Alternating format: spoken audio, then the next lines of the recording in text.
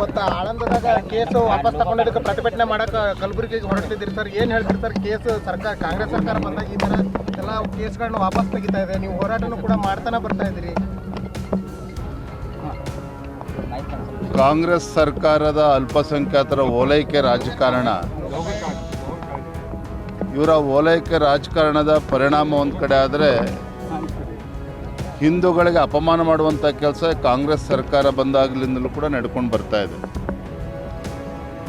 ಅಧಿಕಾರದ ಮದ ನೆತ್ತಿಗೆ ಏರಿದಾಗ ಈ ರೀತಿ ಎಲ್ಲವೂ ಕೂಡ ಮಾಡಿಸ್ತದೆ. ಹಾಗಾಗಿ ಇವತ್ತು ನಾವು ಗುಲ್ಬರ್ಗದಲ್ಲಿ ಏನು ಆಳಂದದಲ್ಲಿ ಆಗಿರ್ತಕ್ಕಂಥ ಆ ಘಟನೆ, ಆ ಕೇಸ್ಗಳನ್ನು ಹಿಂಪಡೆದಿರುವಂಥದ್ದು, ಇವೆಲ್ಲವನ್ನು ಕೂಡ ನಾವು ಪ್ರತಿಭಟನೆ ಮಾಡಬೇಕು, ಈ ಸರ್ಕಾರಕ್ಕೆ ಬಿಸಿ ಮುಟ್ಟಿಸುವಂಥ ಕೆಲಸ ಮಾಡಬೇಕು. ಆ ನಿಟ್ಟಿನಲ್ಲಿ ಹೋರಾಟವನ್ನು ಹಮ್ಮಿಕೊಂಡಿದ್ದೇವೆ. ಡಿ ಕೆ ಶಿವಕುಮಾರ್ ಸಿಎಂ ಆಗಿದ್ದ ಗ್ಯಾರಂಟಿ ನಡೀತಾ ಅಂತೀರಿ ಸರ್? ಇವರ ಡಿ ಕೆ ಶಿವಕುಮಾರ್ ಅವರ ನೇತೃತ್ವದ ಸರ್ಕಾರ ಹೇಗೆ ನಡೀತದೆ ನಾನು ಹೇಳುವಂಥ ಅವಶ್ಯಕತೆ ಇಲ್ಲ. ತಮಗೆ ಗೊತ್ತಿರೋ ಹಾಗೆ ಕಳೆದ 3 ವರ್ಷದಲ್ಲಿ ಈ ಕಾಂಗ್ರೆಸ್ ಸರ್ಕಾರ ರಾಜ್ಯದ ಅಧಿಕಾರಕ್ಕೆ ಬಂದಾಗಿನಿಂದ ಯಾವುದೇ ಒಂದು ಅಭಿವೃದ್ಧಿ ಕೆಲಸ ಕಾರ್ಯಗಳು ಮಾಡೋದಕ್ಕೆ ಸಾಧ್ಯ ಆಗಿಲ್ಲ. ಮತ್ತೊಂದು ಕಡೆ ಭ್ರಷ್ಟಾಚಾರ, ಅಲ್ಪಸಂಖ್ಯಾತರ ಓಲೈಕೆ ರಾಜಕಾರಣ ಬಿಟ್ಟರೆ ಏನೂ ಕೂಡ ಕಳೆದ 3 ವರ್ಷದಲ್ಲಿ ಆಗಿಲ್ಲ. ಇವರ ಗ್ಯಾರಂಟಿಗಳಿಂದ ಇವರ ಕೈಯನ್ನು ಕಟ್ಟಾಕೊಂಡಿದ್ದಾರೆ. ಅನುದಾನದ ಕೊರತೆಯಿಂದಾಗಿ ಇವರು ಕೂಡ ಡಿ ಕೆ ಶಿವಕುಮಾರ್ ಅವರು ಕೂಡ ರಾಜ್ಯದ ಅಭಿವೃದ್ಧಿಯನ್ನು ಮಾಡೋದಕ್ಕೆ ಸಾಧ್ಯ ಇಲ್ಲ. ಹಾಗಾಗಿ ಆಗಲೇ ಅವ್ರು ಇನ್ನೂ ಚಾರ್ಜ್ ತೊಗೊಳ್ಳಿ, ಮುಖ್ಯಮಂತ್ರಿಯ ಪ್ರಮಾಣ ವಚನ ತೆಗೆದುಕೊಳ್ಳಿ.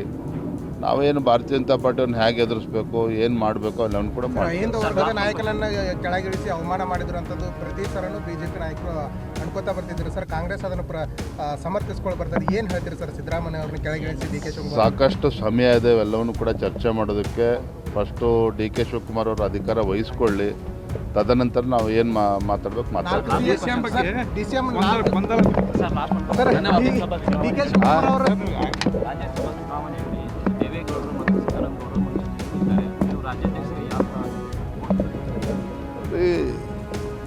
ನಮ್ಮ ಕೇಂದ್ರದ ವರಿಷ್ಠರು ಸದ್ಯದ ರಾಜಕೀಯ ಪರಿಸ್ಥಿತಿಗಳನ್ನು ನೋಡಿಕೊಂಡು ಯಾರನ್ನು ರಾಜ್ಯಸಭೆ ತೆಗೆದುಕೊಂಡು ಹೋದರೆ ಏನಾಗ್ತದೆ ಇವೆಲ್ಲವನ್ನು ಕೂಡ ಆಧರಿಸಿ ನಮ್ಮ ರಾಷ್ಟ್ರೀಯ ನಾಯಕರು ತೀರ್ಮಾನ ಮಾಡುತ್ತಾರೆ.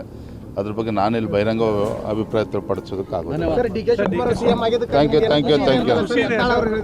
ಬಿಡ್ರಿ. ಅವ್ರು ತಗೊಂಡು ಆ ಪುಣ್ಯಾತ್ಮನ ಹೇಳಿಕೆ ತೊಗೊಂಡು ಏನು ಮಾಡ್ತೀರಿ ಬಿಡ್ರಿ. ಕಾಂಗ್ರೆಸ್ ಸರ್ಕಾರದ ಅಲ್ಪಸಂಖ್ಯಾತರ ಓಲೈಕೆ ರಾಜಕಾರಣ, ಇವರ ಓಲೈಕೆ ರಾಜಕಾರಣದ ಪರಿಣಾಮ ಒಂದು ಕಡೆ ಆದರೆ, ಹಿಂದೂಗಳಿಗೆ ಅಪಮಾನ ಮಾಡುವಂಥ ಕೆಲಸ ಕಾಂಗ್ರೆಸ್ ಸರ್ಕಾರ ಬಂದಾಗಲಿಂದಲೂ ಕೂಡ ನಡ್ಕೊಂಡು ಬರ್ತಾ ಇದೆ. ಅಧಿಕಾರದ ಮದ ನೆತ್ತಿಗೆ ಏರಿದಾಗ ಈ ರೀತಿ ಎಲ್ಲವೂ ಕೂಡ ಮಾಡಿಸ್ತದೆ. ಹಾಗಾಗಿ ಇವತ್ತು ನಾವು ಗುಲ್ಬರ್ಗದಲ್ಲಿ ಏನು ಆಳಂದದಲ್ಲಿ ಆಗಿರ್ತಕ್ಕಂಥ ಆ ಘಟನೆ, ಆ ಕೇಸ್ಗಳನ್ನು ಹಿಂಪಡೆದಿರುವಂಥದ್ದು, ಇವೆಲ್ಲವನ್ನು ಕೂಡ ನಾವು ಪ್ರತಿಭಟನೆ ಮಾಡಬೇಕು, ಈ ಸರ್ಕಾರಕ್ಕೆ ಬಿಸಿ ಮುಟ್ಟಿಸುವಂಥ ಕೆಲಸ ಮಾಡಬೇಕು. ಆ ನಿಟ್ಟಿನಲ್ಲಿ ಹೋರಾಟವನ್ನು ಹಮ್ಮಿಕೊಂಡಿದ್ದೇವೆ. ಇವರ ಡಿ ಕೆ ಶಿವಕುಮಾರ್ ಅವರ ನೇತೃತ್ವದ ಸರ್ಕಾರ ಹೇಗೆ ನಡೀತದೆ ನಾನು ಹೇಳುವಂಥ ಅವಶ್ಯಕತೆ ಇಲ್ಲ. ತಮಗೆ ಗೊತ್ತಿರೋ ಹಾಗೆ ಕಳೆದ 3 ವರ್ಷದಲ್ಲಿ ಈ ಕಾಂಗ್ರೆಸ್ ಸರ್ಕಾರ ರಾಜ್ಯದ ಅಧಿಕಾರಕ್ಕೆ ಬಂದಾಗಿನಿಂದ ಯಾವುದೇ ಒಂದು ಅಭಿವೃದ್ಧಿ ಕೆಲಸ ಕಾರ್ಯಗಳು ಮಾಡೋದಕ್ಕೆ ಸಾಧ್ಯ ಆಗಿಲ್ಲ. ಮತ್ತೊಂದು ಕಡೆ ಭ್ರಷ್ಟಾಚಾರ, ಅಲ್ಪಸಂಖ್ಯಾತರ ಓಲೈಕೆ ರಾಜಕಾರಣ ಬಿಟ್ಟರೆ ಏನೂ ಕೂಡ ಕಳೆದ 3 ವರ್ಷದಲ್ಲಿ ಆಗಿಲ್ಲ.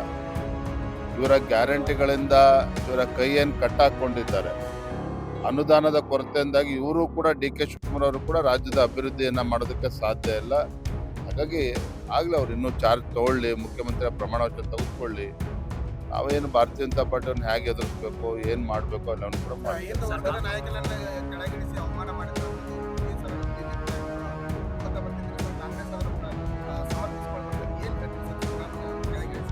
ಸಾಕಷ್ಟು ಸಮಯ ಇದೆ ಇವೆಲ್ಲವನ್ನು ಕೂಡ ಚರ್ಚೆ ಮಾಡೋದಕ್ಕೆ. ಫಸ್ಟು ಡಿ ಕೆ ಶಿವಕುಮಾರ್ ಅವರು ಅಧಿಕಾರ ವಹಿಸ್ಕೊಳ್ಳಿ, ತದನಂತರ ನಾವು ಏನು ಮಾತಾಡಬೇಕು ಮಾತಾಡ್ತೀವಿ.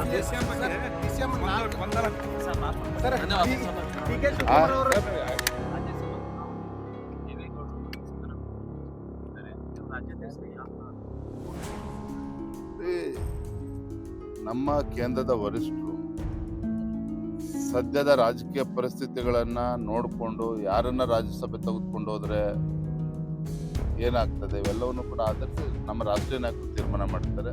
ಅದ್ರ ಬಗ್ಗೆ ನಾನಿಲ್ಲಿ ಬಹಿರಂಗ ಅಭಿಪ್ರಾಯ ಪಡಿಸೋದಕ್ಕಾಗಲ್ಲ. Sir, D K Shivakumar CM ಆಗಿದ್ದಕ್ಕೆ Thank you, ನಿಮ್ಗೆ thank you, ಏನು thank you. ಅಂತಲ್ಲ ಸರ್, ಯತ್ನಾಳ್ ಅವರು ಹೇಳಿದ್ದಾರೆ.